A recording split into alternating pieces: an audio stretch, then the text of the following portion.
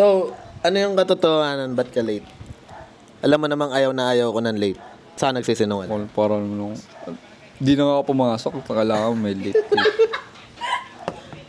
Ano? Tagal kasi kumilos ng isa dyan eh. Sobrang bagal. So, yung tinawagan ka namin, totoo bang paalis na kayo ng bahay nun? Yung... Nakalis kami nun. Ayan, yung mga karanasan natin sa mga, mga kaibigan nating on the way, pero kakabangon pa lang. On the way. Mga horror story ng mga friendship yan. Ano ba?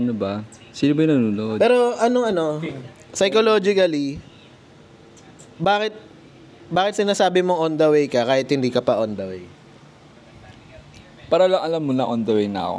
Eh, hindi ka pa nga on the way. Para lang alam mo na on the way na ako. Ang galang yan. Sa mga 2 hours niyo ulit.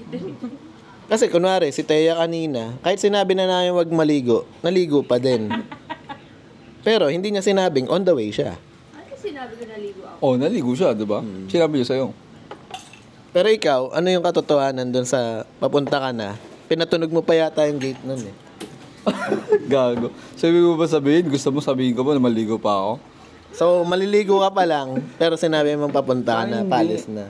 Yung kasama ko talagang Tapos 2 hours na, wala pa din. tagal kumilos ang kasama ko. Sabihin mo, sorry po, late ako. Sorry po, late po ako.